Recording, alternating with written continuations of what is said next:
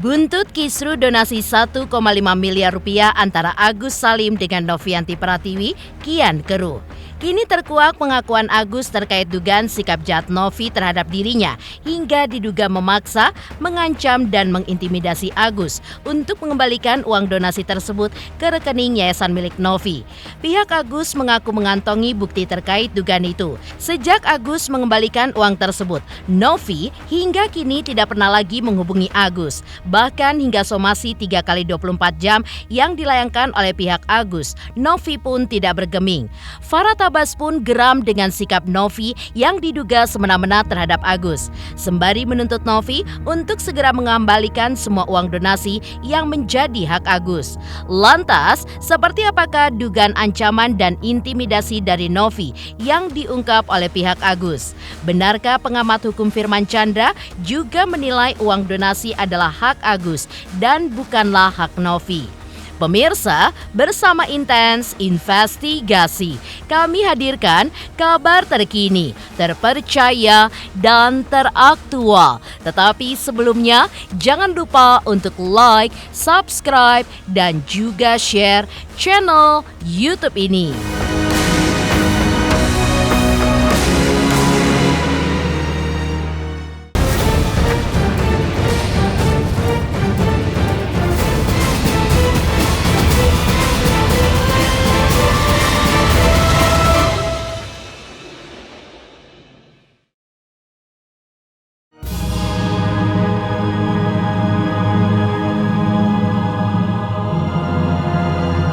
Kisru uang donasi sebesar 1,5 miliar rupiah untuk Agus Salim versus Novianti Pratiwi kini kian keruh.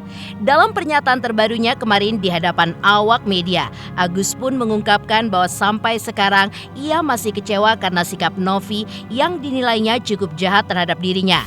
Menurut Agus, awalnya saat jumlah donasi masih di angka 35 juta rupiah, dirinya pun tidak terlibat prahara apapun dengan Novi. Dan saat itu, sikap Novi terhadapnya pun masih baik-baik saja. Bahkan Agus juga mengungkapkan ketika itu, Novi menyuruh dirinya untuk berobat di RSCM. Sehingga Agus pun tetap melanjutkan pengobatannya di RSCM. Lantaran menurut Novi, sulit untuk mengembalikan penglihatan Agus akibat kerusakannya yang cukup parah. Namun, menurut Agus, tiba-tiba sikap Novi pun berubah jahat terhadap dirinya sejak uang donasi membludak besar hingga miliaran rupiah. Ya, awalnya juga baik-baik aja, gak ada masalah.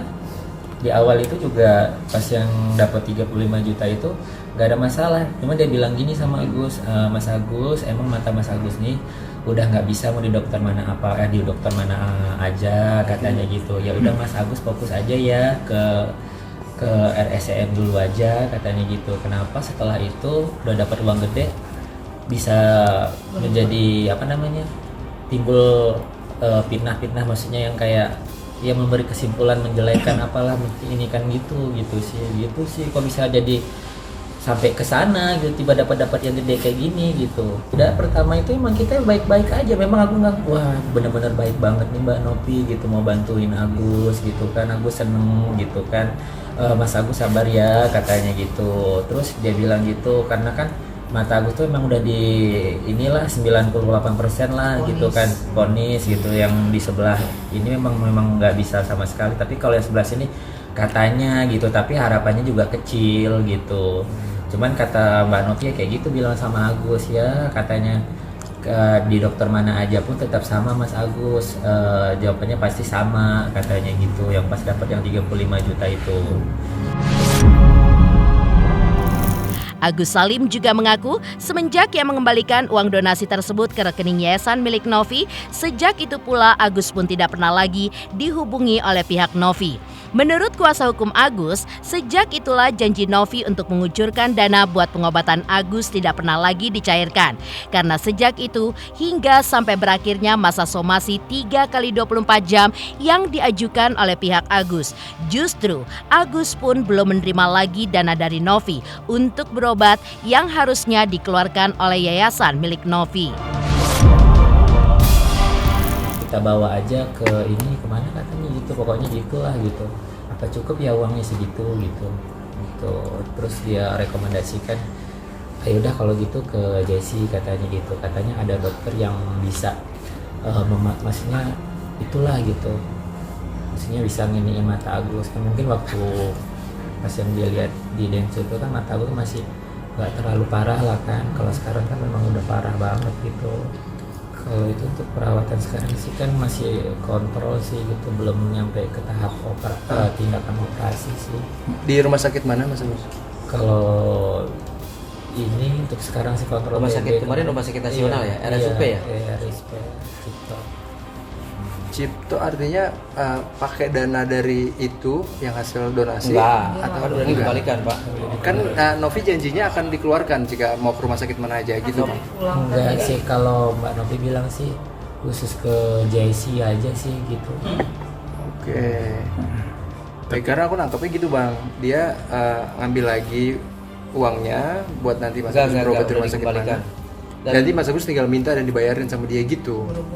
Enggak lah. Cuman kalau yang di JC kan memang dia memang bayarin sih gitu. Yang kemarin-kemarin. Iya, cuman kan belum ada, maksudnya kan udah kayak gini tuh belum ada Semenjak Mas Agus mengembalikan uang, nggak pernah kan Mbak Novi lagi transfer uang kan? Oh, nggak ada. Jadi gini teman-teman, saya jelaskan. Dari semenjak Mbak Novi mengambil uangnya tidak sesuai dengan ekspektasi. Dari awal ya Bang. Terus Ya, dari uang yang kita transfer 1,3 miliar, udah lihat barang buktinya, mau lihat? Udah ya, udah kemarin ya, yang tahu kan? Jadi uang tersebut sudah dikembalikan dan semenjak itu janji Mbak Novi ditepati sehingga sampai berakhirnya masa somasi kami, ya. Jadi mohon maaf ya, ketika dengan rasa menyesal ya, saya sebetulnya mau Mbak Novi menggiring netizen untuk baik sama Agus. Saya mau netizen tidak lagi menyerang Agus, karena Agus ini hidupnya manusia sosial. Mas Agus butuh teman. Ya kalau orang yang senang sama Mas Agus mungkin mendoakan. Coba kalau orang-orang yang benci Mas Agus, wah puas Mas Agus tuh, rasain lu segala macam, apakah makin sakit gitu. Tim kuasa hukum Agus Salim juga menunjukkan bukti-bukti bahwa Agus diduga didesak oleh pihak Novi untuk mengembalikan uang donasi 1,5 miliar ke rekening yayasan milik Novi. Bahkan diduga dalam proses itu, Novi pun menggunakan ancaman dan paksaan terhadap pihak Agus. Pihak kuasa hukum telah mengantongi bukti-bukti terkait hal tersebut. Dari bukti chat WhatsApp dengan istri Agus, terungkap bahwa Novi sempat mengancam akan melaporkan Agus ke dinas sosial dan akan mengusut semua dana yang masuk ke rekening Agus. Menurut pihak Novi, ia pun hanya ingin melihat mutasi laporan saja. Namun, dengan beberapa nada pengancaman untuk Agus yang justru berujung uang tersebut dipindahkan ke rekening yayasan milik Novi. Jawaban mereka berpindahnya uang dari Agus kepada Novi secara legal menurut KUHP Perdata 1338 Junto 1320. Artinya apa? Mereka sudah sepakat bersama-sama dan sudah disepakati di bank. Tapi di pasal 1330-nya KUHP Perdata mengatakan tidak ada sahnya dan cacat demi hukum ketika pengalihan dana tersebut adalah dalam tekanan. Dan kami punya barang bukti dalam tekanan tersebut, ya. apa itu Bang? Boleh? Saya perlihatkan. Yang lain bukan dari aku. Kita malah melindungi, artinya Mbak Novi itu mendapatkan pressure dari donatur. Tapi kalau secara hukum, fakta hukum dan absolut kepastian hukum menurut 3 pakar yang bukan kaleng-kaleng ya, itu sudah susah diambil. Nah, Kamarudin Simanjuntak itu bukan orang bodoh, intelektual, lawyer senior. Ketika dia mengembalikan uang ke Agus dengan cara Novi, berani sekali Agus. Berarti ada konsekuensi hukum yang akan menjerat Novi. Seklien saya menyatakan di sini, ya teh, maaf ya. Tapi Anda nggak kooperatif ya. Aku tunggu sampai hari ini, Mbak. Elmi bingung teh. Elmi itu siapa? Istrinya Mas Agus ya. Elmi bingung teh, ya kan. Ya kalau belum masuk, besok saya akan laporkan. Kalau belum masuk, Anda saya laporkan. Penekanan bukan. Catat. Screenshot. Nah, iya teh, makasih ya. Screenshot itu menyuruh di screenshot. Ini sebuah penentangan dong. Janganlah kau mengkritisi orang yang lemah seperti ini.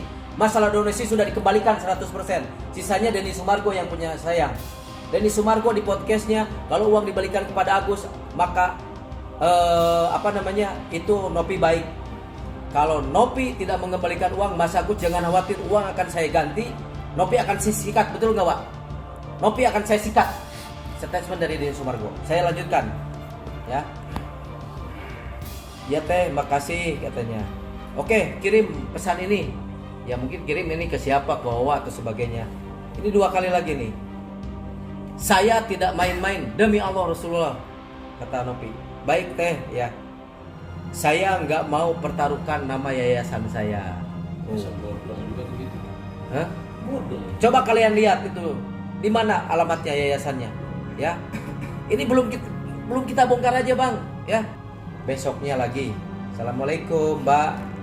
Untuk mutasinya gimana? Kalau ini nggak dikasih, saya akan menghadap ke Dinsos dan saya akan bikin laporan.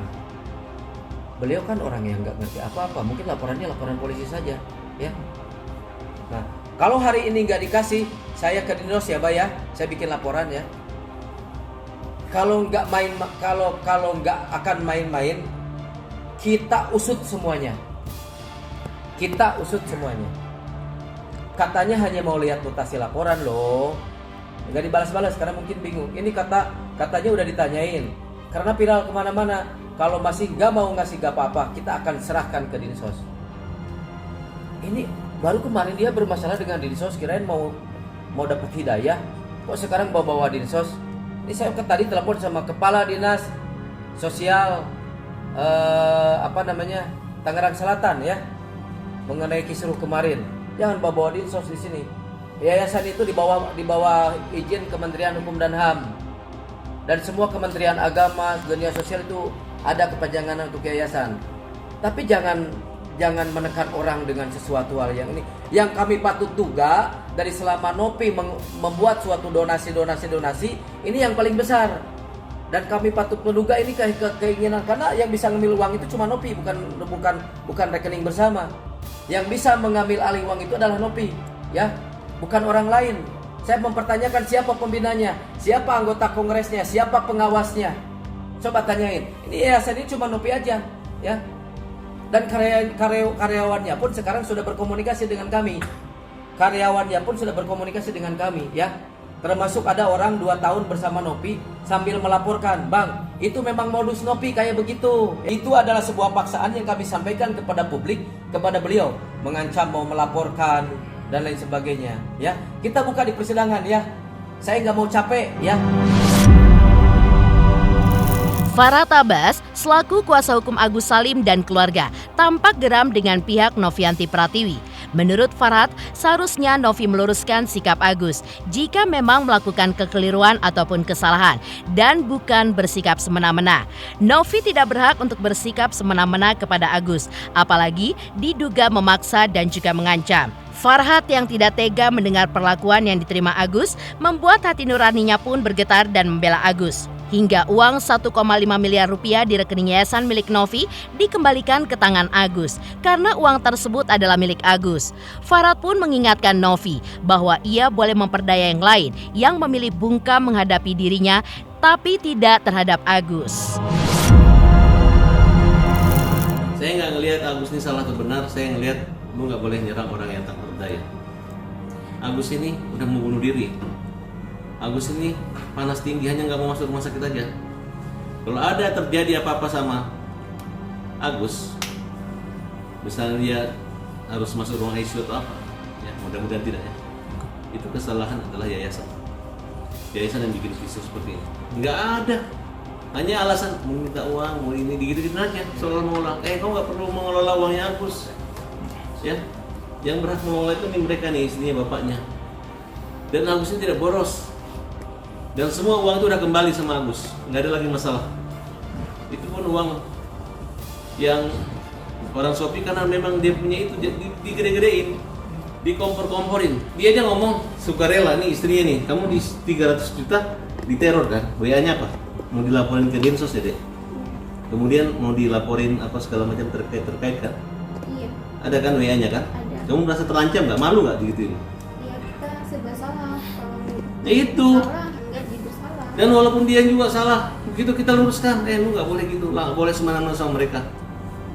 Selama ini lu boleh ngumpulin dana buat anak kecil nggak bisa protes, orang gila lebih-lebih lagi nggak bisa protes. Ini lu anggap orang buta lagi lu masuk nih, dia nggak ngeliat nggak ada kita, ada para tabas damping mereka. Gua audit, kalau lu nggak takut audit di sini, jangan ngomong audit. Ujungnya dilapor kan. Ayo sini kita masuk ke audit, bisa kok. Ya, semua data udah lengkap ya?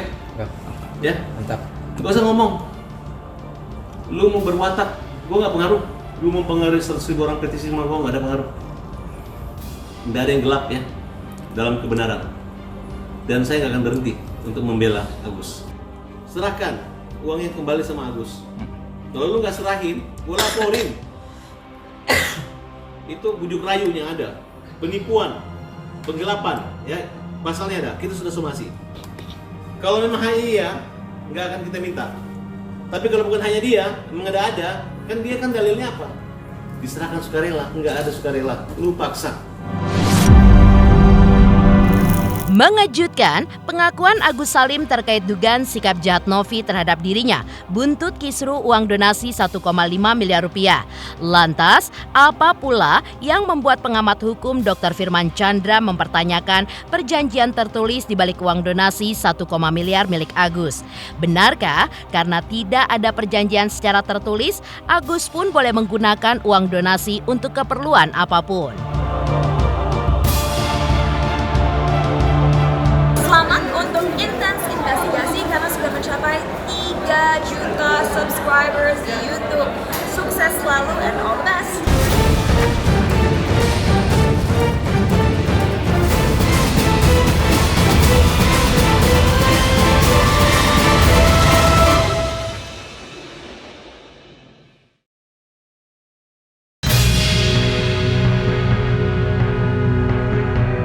Kisru uang donasi 1,5 miliar rupiah untuk Agus Salim juga mendapat sorotan dari Firman Chandra selaku pengamat hukum. Firman Chandra menganalisa kisru uang donasi yang menimpa Agus sebagai penerima donasi dengan pihak Novi sebagai penggalang donasi.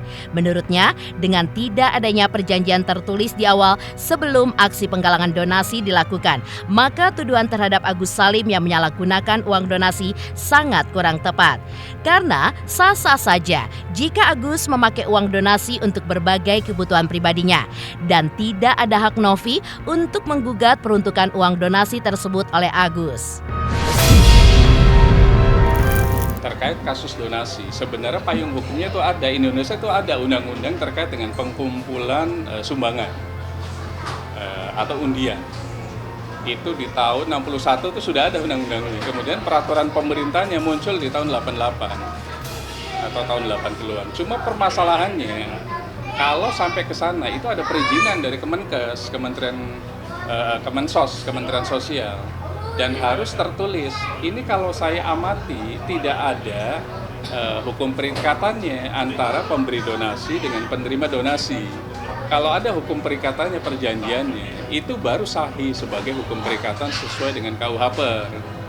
Kalau ada, itu di sana jelas. Misalnya donasi itu tidak diperuntukkan untuk pengobatan Mas Agus, apakah boleh diambil kembali? Nah, itu ada tertulisnya. Kalau tidak ada, saya sebutkan dulu definisi donasi. Donasi itu adalah sumbangan sukarela dari pemberi donasi kepada penerima donasi, meskipun lewat yayasan atau perorangan, itu sama kita anggap, tanpa ada paksaan dan tekanan. Artinya apa? Penerima donasi sebenarnya kalau secara definisi boleh menggunakan uang donasi untuk apapun. Berarti kan uang donasi itu dipakai, bukan dulu untuk pengobatan matanya. Apalagi katanya bahwa matanya sudah 90%.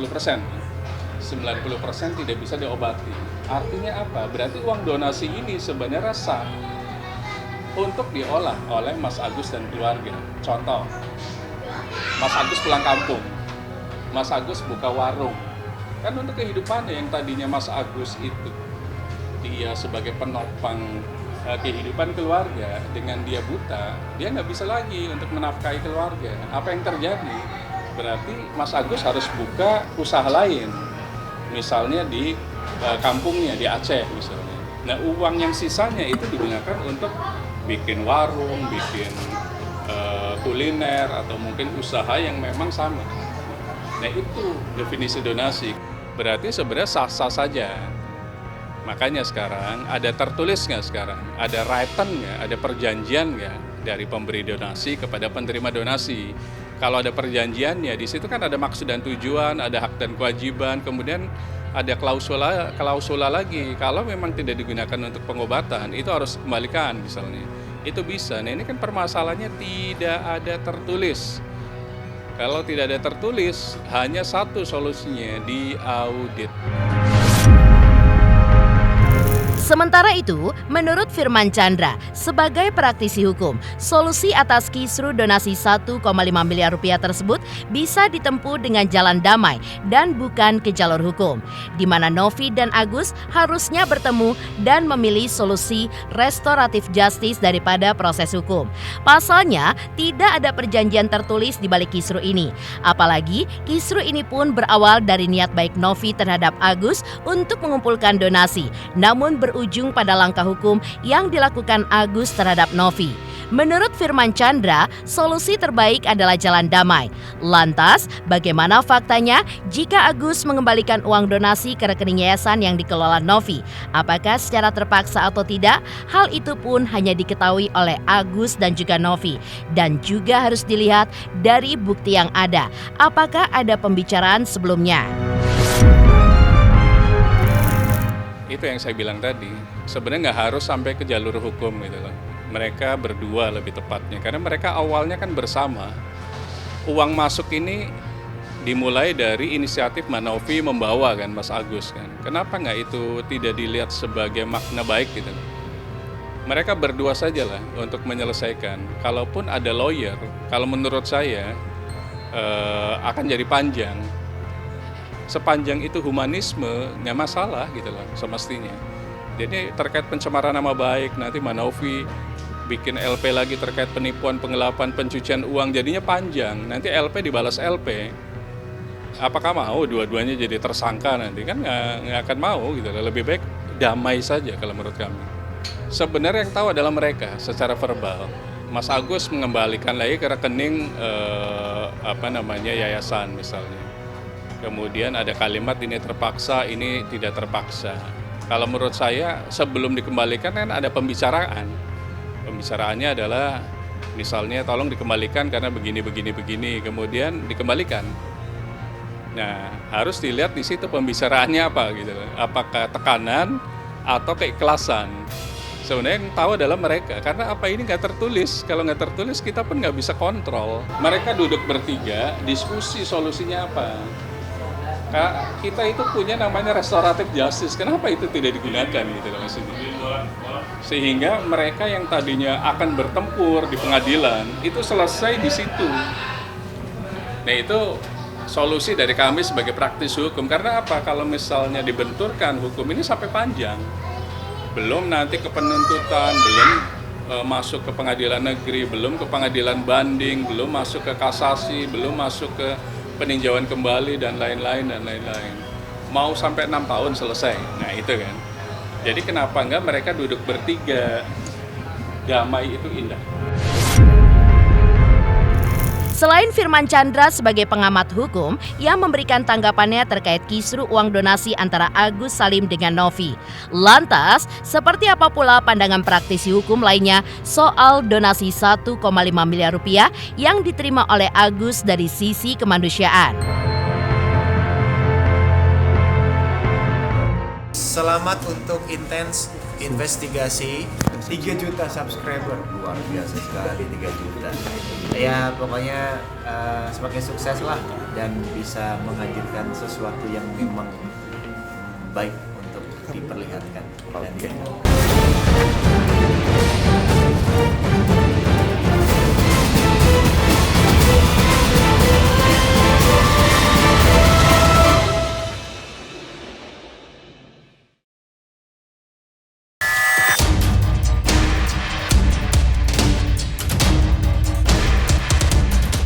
Kisru uang donasi sebesar 1,5 miliar rupiah yang diterima oleh Agus Salim juga mendapat tanggapan dari praktisi hukum Agus Nahak. Menurut Agus Nahak, uang donasi yang diterima Agus Salim tidak masalah jika dipergunakan untuk memenuhi kebutuhannya. Karena di awal tidak ada perjanjian yang mengatur bahwa Agus Salim hanya bisa menggunakan uang tersebut untuk pengobatan matanya saja. Dan terkait aksi Novi yang memposting di sosial media diduga untuk menyerang Agus Salim karena masalah uang donasi juga dipertanyakan oleh Agus Nahak. Karena seakan-akan uang tersebut milik Novi. Padahal kenyataannya uang tersebut milik banyak orang yang berdonasi untuk Agus Salim. Sehingga tidak ada keharusan bagi Agus Salim untuk mengembalikan uang tersebut kepada Novi. Akan tetapi, jika Agus mau mengembalikannya, hal tersebut adalah haknya. Jadi begini, kalau bicara donasi itu kan sukarela ya, iya kan? Artinya si Novi ini kan yang mengakomodir, yang mencetuskan untuk adanya donasi buat Agus mengobati matanya. Tapi dalam perjalanan ada dugaan bahwa ternyata dana donasi yang kurang lebih 1 M lebih tersebut itu digunakan untuk hal-hal yang lain, tapi bukan digunakan untuk pengobatan. Kalau saya sih begini ya, kalau melihat dari sisi kemanusiaan kan sudah dijalankan. Artinya namanya donasi itu pada sukarela gitu loh. Siapa memberikan donasi itu dianggap kayak hibah gitu loh, sukarela, sah. Dia mau membantu secara kemanusiaan kepada si Agus Salim. Tapi dalam perjalanan ternyata digunakan untuk hal-hal yang lain. Ya ini kan tidak dalam perjanjian. Kalau dia menggunakan untuk pengobatan kayak, untuk keluarganya kayak, untuk apa, sah-sah saja kalau menurut saya. Masalahnya di mana gitu loh. Nah kalau si N itu atau si Novi tersebut mengupload ke media sosial lalu menyerang si Agus karena masalah donasi, pertanyaan saya, apa uang itu dari si Novi atau dari donatur yang lain gitu loh. Karena ini kita bicara soal hubungan hukumnya. Memang pencetusnya dia, tapi apakah uang 1 M lebih itu dari Novi? Dan tidak boleh juga loh secara sepihak Novi mengupload ke media sosial menyerang yang namanya personal atau privasinya si Agus Salim, kan begitu. Emang ada perjanjian. Lalu harusnya juga si Agus juga harusnya memang tujuan orang donasi kan untuk kemanusiaan, untuk membantu dia untuk pengobatan matanya, ya kan. Tetapi dalam perjalanan kalau dia misalnya menggunakan untuk hal-hal yang seharusnya tidak dipergunakan, itu sebenarnya juga keliru ya. Tetapi ini pribadinya dia dong. Kamu ngasih duit ke dia, mendonasi, dia boleh gunakan dong untuk hal-hal yang lain selain untuk donasi matanya. Karena untuk kebutuhan dia, artinya kemanusiaan itu kan kita nggak tahu apakah perjanjian itu secara sah bahwa kami kasih donasi nih, tapi untuk mata kamu aja ya penyembuhannya, kan tidak ada perjanjian itu kan. Boleh dong, sah-sah saja digunakan untuk hal yang lain. Kalau saya tidak ada persoalan, selama yang memberikan donasi itu tidak komplain. Kalau Novi atau N ini kan dia yang mengakomodir donasi tersebut atau menyampaikan kepada publik untuk membantu. Tetapi yang memberikan donasi kan bukan 1-2 orang, pasti banyak orang. Dan ini juga saya ingatkan kepada Agus Salim untuk juga supaya menghormati, menghargai orang yang memberikan donasi. Artinya donasinya untuk mata ya gunakan untuk pengobatan mata, jangan gunakan untuk hal-hal pribadimu yang lain. Ini juga keliru kalau menurut saya. Tapi kalau secara hukum dia gunakan untuk hal yang lain juga tidak melanggar hukum. Tidak ada potensi hukumnya karena tidak ada perjanjian di situ. Kecuali ada perjanjian bahwa ini khusus untuk matamu aja dong. Tidak untuk yang lain kamu akan bisa dipidanakan atau digugat balik gitu lah. Dan donasi tidak bisa dibalikin kalau menurut saya. Karena donasi itu sukarela. Yang kedua itu semacam hibah itu dan sah.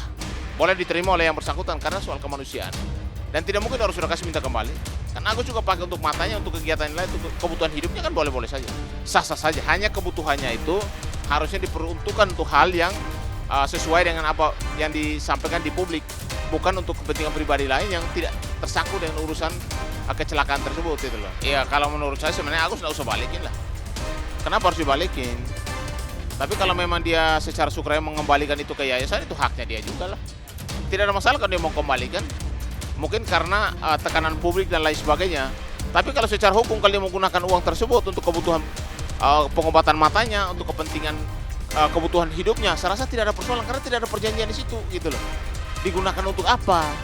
Kecuali ada perjanjian yang mengikat kedua belah pihak antara pendonor dan juga pengguna dana tersebut untuk kepentingannya, itu boleh dianggap ada potensi hukumnya. Kalau ini kan tidak ada. Demikian pemirsa, kabar terkini, terpercaya, dan teraktual yang kami hadirkan hari ini. Saksikan terus Intens Investigasi setiap hari Senin sampai dengan Jumat, tayang 5 kali sehari dan Sabtu tayang 3 kali sehari, yaitu pada pukul 11 siang, 12 siang, 3 sore, dan 6 sore. Tentunya hanya di YouTube channel. Dan pastikan jangan lupa untuk like, subscribe, share, dan komen channel Intens Investigasi.